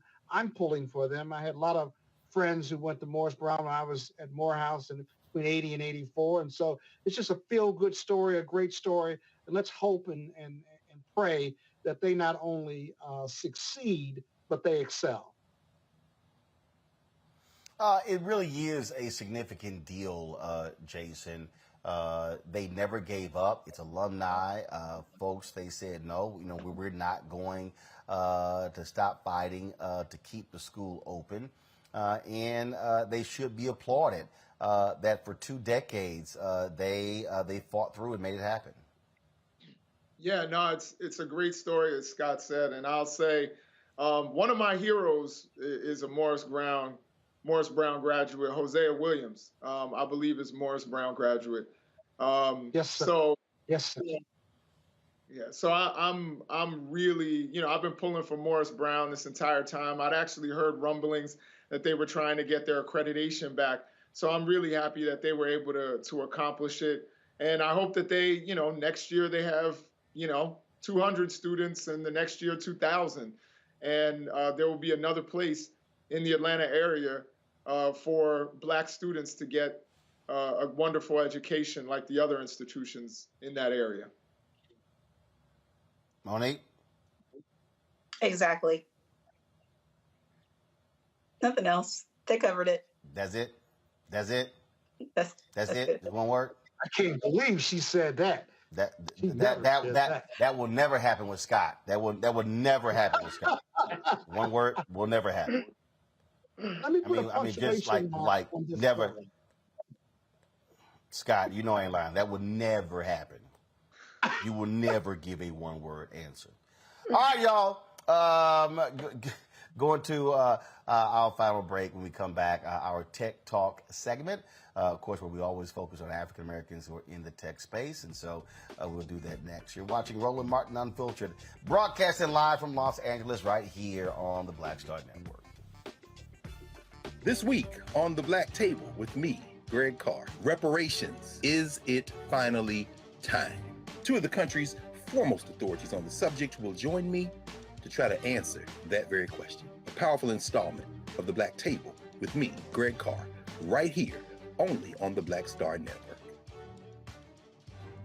On the next Get Wealthy with me, Deborah Owens, America's Wealth Coach, financial literacy. Without it, wealth is just a pipe dream. And yet, half of our schools in this country don't even teach it to our kids.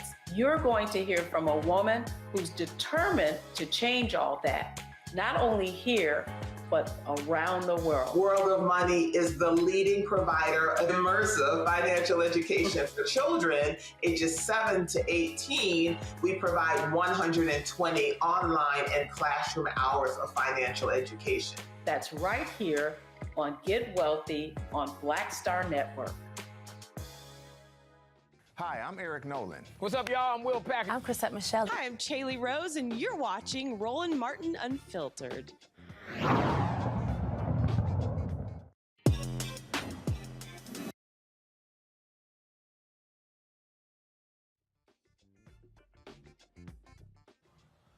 All right, folks, it is time for Tech Talk. The low survival rate of Black-owned businesses caused my next guest to say, you know what?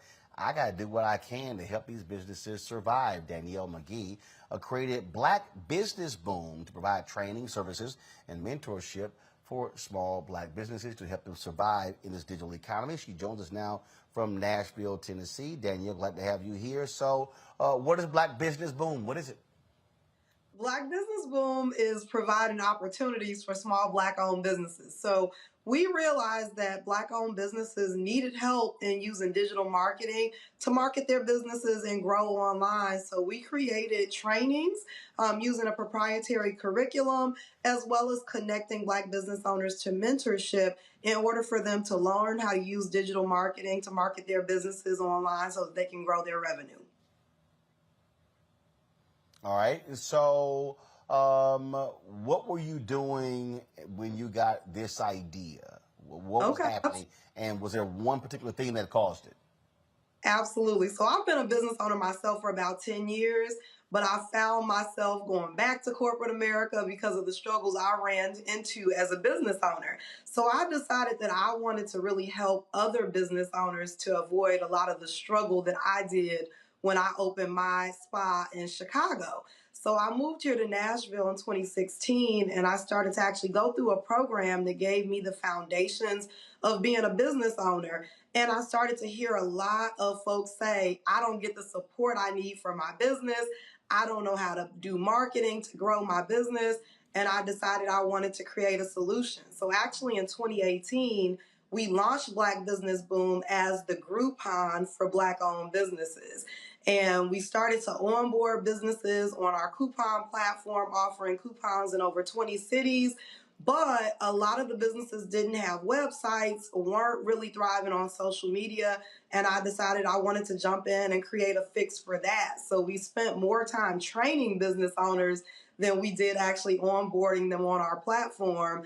The pandemic hit, and it became even more of a need for businesses to thrive online. And so we transitioned the entire business model to really focus on the needs of Black business owners to make it through the pandemic. Questions for my panel. First off, Jason. So I guess my first question is, how do people actually contact you, and how do they actually get this started if they don't have a website? What would you say is the first step that someone should take if they want to market their business and market their business idea? Absolutely. So it's hard to say a first step because so many people are at different levels in their entrepreneurial journey. We work in partnership with a lot of organizations that support the growth of minority-owned businesses. So we have corporate partners like Cummins that gave grants to Black-owned businesses in 2020, but a lot of those grant recipients turned around and said, we really need help with actually executing things like marketing for our business. So we jumped in and we provided them with the training because we wanted to teach them how to fish, but then we also provide them with services in order to give them a head start. So if someone actually needed a website, they were learning about the fundamentals of having a website while also we were getting that website designed for them. But I'll tell you, I love that Black people are very resilient and we figure things out. So we see a lot of folks just using platforms like Wix and GoDaddy to get started, which is a great way for you to get a start with getting a website. You don't have to be a professional designer, but it is important that you have an online presence. So again, we like to teach people those fundamentals of building a website and the things that make a website a good aesthetically pleasing website that will convert sales. But we also want to help you by giving you a leg up and actually doing some of those things for you. So we've developed a cohort training model that pulls that mentorship, the actual services, and the training together to support Black business owners. And these programs are offered for free. So I should mention that our corporate sponsors, as well as the programs that we partner with, allow us to offer our training cohorts for free. And we actually have an initiative to train 100,000 Black-owned businesses by 2030 called Thrive Black. Scott? Yep, thank you. I got an idea for you. This digital marketing piece is super important to Black businesses. I represent an organization called the National Newspaper Publishers Association. They're not only newspaper people and media people, but they're Black business owners and they're Black community leaders, right? And one of the challenges many of our members have, whether on the West Coast, East Coast, South, or North, is getting their digital marketing platform down, getting their digital platform for their newspapers down in place. And it seems like if you're offering this service free, that part of your targeting, segment of your targeting for digital marketing would be these community-based newspapers. They have certainly different levels of income, but more importantly, they have a voice in the Black community and in each of their communities around the country. Have you thought much about representing those community-based newspapers or connecting with Dr. Chavis, who's the CEO for the National Newspaper Publishers Association? No, but that is an amazing idea. I love it. We thrive because of our partners. So we're always looking at where we can establish new partnerships. And I think that would be an amazing one. Right now, we work with Black Chambers of Commerce, CDFIs, other small business development organizations, and a lot of community-based organizations in several cities around the country. But I think that would be an amazing avenue, and I would appreciate any connections you can make to those folks that you mentioned. No, I'd love to, and I know that Dr. All right, Chavis Monique. will be chat with you. How do we find you? I'm looking and I can't. Where are you? Really? That's fine. Okay. Even if you go to blackbusinessboom.com, you'll find us there. But if you Google Black Business Boom, we got a pretty heavy presence. And then we're also on Instagram at Black Business Boom. You can find me on LinkedIn, Danielle McGee, MBA on LinkedIn, also on Facebook, Black Business Boom, as well as Danielle McGee. All right. Thank you. Absolutely. All right, then. Danielle, we still appreciate it. Thanks a bunch, and good luck with it. Absolutely. Thank you so much for the opportunity. All right, we appreciate it. All right, y'all. Our final story. Y'all know what time it is. No charcoal grills are allowed. I'm white. I got you, bro. Illegally selling water without a permit On my property. Whoa! Hey! Give us your right. You don't live here. I'm uncomfortable.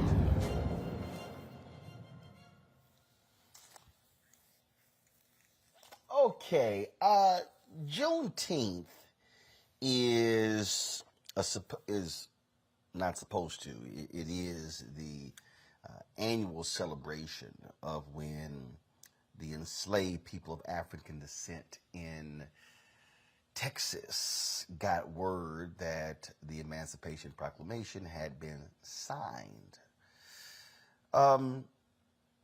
In Arkansas, they got the bright idea to have quite a diverse panel of people celebrating Juneteenth. Please show. Y'all got the graphic? Monique, that's a hell of a lineup right there. And then they were touting this wonderful food and panel. Well, let's just say they caught so much backlash that they just went ahead and actually canceled this particular Juneteenth event. Well, I'm sorry they did that. That wasn't a panel. Oh, hold up, wait a minute, hold up. I'm just let me finish. So they were the host of this event. They were Monique. I told you with that cricket Wi-Fi. Hold on. So, but you had said Monique. I wasn't interrupting. It looked like it had some Black sponsors too. So let me walk through this, all right, y'all. So this initially was shared on Twitter, and somebody said somebody has to explain this to me. Well, then that thing just really took off. It was supposed to take place on June 17th at Little Rock War Memorial Stadium. They were going to have 3 floors of food from Arkansas's top restaurants and caterers. And the featured host of the event were Rex Nelson, the senior editor of the Arkansas Democrat Gazette, Heather Baker, the president and publisher of AY Media Group, and David Bazell, an Arkansas radio and TV personality. All 3 are white. So after it got so much heat on social media, all of a sudden things change. And in fact, this article here says that the Arkansas branch of the Urban League, which was one of the organizations listed on the poster proof as a beneficiary, took to Facebook and said they weren't even aware of the event. They said, quote, please read, the Urban League of the state of Arkansas is and was not involved in any aspect of this program. We are concerned about the appearance of participation without our approval. It's unfortunate that some fail to recognize the optics and the absolute need to engage prior to this being developed. And so as a result, the folks, though, one of them said that, in fact, Muskie Harris, a former Arkansas Razorback football player who ran for Republican governor, lieutenant governor of Arkansas, said he also was pulling out on the event because it was supposed to be a theme of unity.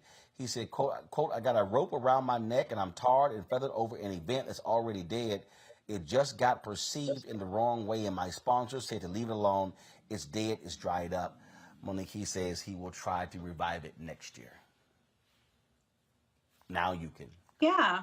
And that's what I'm saying. It's a shame. They're a victim of a hideous flyer, poor PR, people not thinking it through. These were probably the people who were responsible for getting the funding behind it. And they thought because they were popular, that would be a draw for people in that area. I like the idea of something unifying. I like the idea of celebrating all that food, which I would hope would have included lots of Black business owners and Southern cuisine. It's a shame. And of course, Twitter did what Twitter does. And I was among them. I looked at it and I'm like, are you kidding? Because it was such a poor showing. But it seems like the idea behind it and the notion of supporting those organizations was a good one. So nobody wins on this. Jason, your thoughts? Yeah, but why not reach out to those organizations and say, hey, do you guys suggest anybody for our panel? Or, hey, do you guys have any suggestions for a host? We've got some people here and, we can unify and we can work something out that way. I agree that it probably was poor planning, but it was really poor planning. And, sometimes it's okay to ask for advice or ask for, support. And they said, hey, I'm not saying that I think that they had bad intentions, but why not actually talk to the Urban League if you're going to donate to them and actually maybe get some of their input and their suggestions about how to run the event, how to design the flyer, maybe people that should be involved, maybe people who are big in the Black community or the closest Black community to where this was located. I agree that Twitter sometimes just jumps on people and jumps on these things without having the backstory. And it probably, they did have good intentions, but I think that it's totally could have been planned out way better. Scott? Well, you know what? Let me tell you what bothers me about the story and this event not being done, because it doesn't have to be a Black event. And we know that if we have a unifying event with Black folks and white folks, that's a good thing, right? They can raise a bunch of money and support these organizations. And it's really sad that this event got killed because of the optics and the lack of organization. If I were that group, I would do it again, and I'd do it with, you can have white supporters and Black supporters. You have 6 people across there and 3 floors of food and music and celebrating Juneteenth. I think it's a good thing that Black folks and white folks celebrate a Black holiday. It shows we are expanding our base and that people don't look like you and I get what Juneteenth is all about. At least I'd like to think that. So with better planning, I'd love to see them do it with some Black people as supporters or underwriters or hosts. And let's do it again next year the right way, because I think it's a great concept, great idea. I'm disappointed that it didn't fly, if you will, for the reasons it didn't fly. And for everybody who jumped in from Twitter and said, shame on y'all, and got your national selves into Arkansas business because it was more people from everywhere than Arkansas, please do go ahead and donate to 100 Black Men of Arkansas chapter, and donate to local urban leagues, since the money that they were going to get from this event that you all think is inappropriate for them to have, they now are not going to get. Put your money where your mouth is. I'm always concerned when the optics are bad and that, you know, we complain about white folks not supporting Black people and Black stuff in the Black community, and then they try to do it. They do it the wrong way, and they probably should have consulted. But I'm always wary that it feels like we're rejecting the event because they have 3 pictures of white people up there. That doesn't seem to be enough to reject it.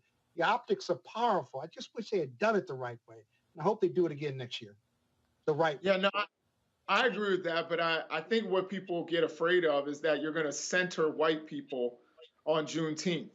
And I agree. I think what Monique just said about donating to those organizations, since you wanted to jump in on Twitter and jump on people and jump on the event. The event, I think we all agreed, sounded like it was a great event. But I think if you have 100 Black Men of Arkansas, why not talk to the leadership of 100 Black Men of Arkansas and get them their suggestions about who should be involved or who should host alongside some of these big figures? Or put the CEO or the chairman of the board of those organizations, right, on the flyer, right? Do that. I mean, optics matter, right? So why not put the head of those organizations on there as hosts, as co-hosts? Well, it sounded like they were going to donate, but they didn't reach out to them. You know, at least that was the case with the Urban League. Like it was going to be a surprise. Yeah, I guess it was gonna be like, hey, here's $5,000, but I believe that they're probably gonna do it. I'm just saying, like, reach out. You know, that would make the planning of this much better. And I'm glad that the guy has committed himself to trying again next year, seeing what went wrong and doing it again next year. I think that's a good thing. But you know what, Doc? You know what's really scary about it? Here's what's scary about it. That all these great minds of people looked at that flyer, read it, reviewed it, saw it, and they'll put it out. There's no one in whoever was putting this together had a problem with that flyer, which suggests that perhaps nobody Black was in the process of reviewing it, and they just went with it. You know, that part is scary.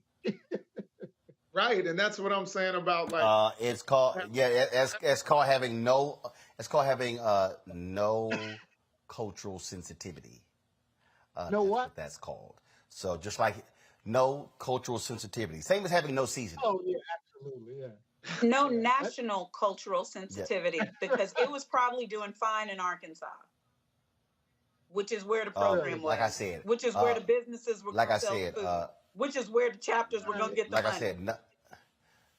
Like I said, no cultural sensitivity, just like no seasoning. Right. So I'm just saying. Folks, that is it. Before we go, though, let me shout out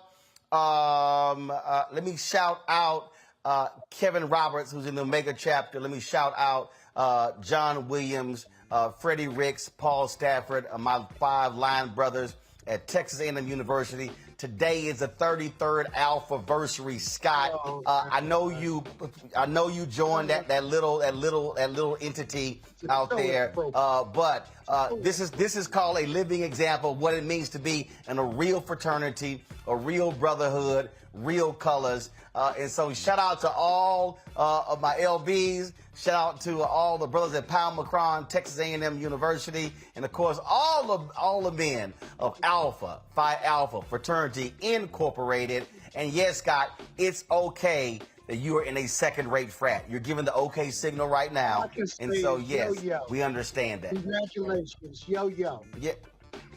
You know what? When I was a kid, I played with a yo-yo. So yeah, I played with a yo-yo. So yes, I'm quite familiar with the yo-yo. So you could throw your little fingers up and all of that, Scott. But remember, Scott, you always gotta kiss the ring. You always gotta kiss the ring. Always. Bow down.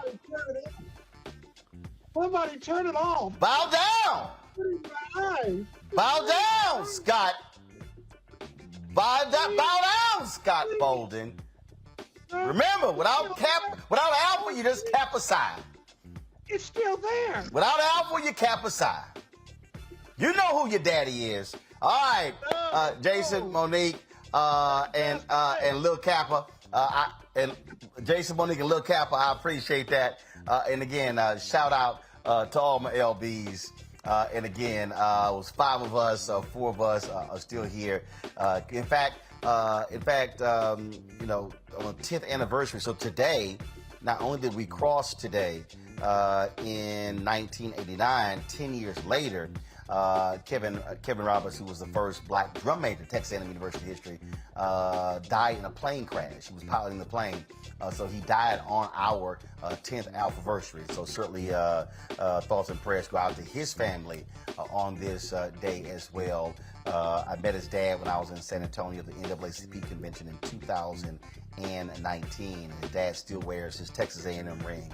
And so we definitely remember our line brother who passed away again just 10 years after we crossed. So that's it, folks. I will see y'all tomorrow right here from Los Angeles. Don't forget, go to the Black Star Network app. Check out my interview, my Rollin' with Rollin' interview with Guy Torrey. Y'all, you know that boy, fool. Absolutely hilarious. And so we had a great time with that interview, so you don't want to miss that. So check that out. We got also other great shows on there as well. We got some great things going here in LA Friday. We will be actually exclusive. We're the only media outlet that's going to be actually participating in a tour. We'll be live streaming the area where the devastation began with the riots after the Rodney King verdict 30 years ago. And so we're going to be there covering the news conference. And we'll be broadcasting from a community center in Leimert Park on Friday as well. And so lots going on. And our panel on Friday will be live with me from the location as well. So a lot of things happen. This is why we ask you to support what we do. Look, we don't sit and hide behind a microphone.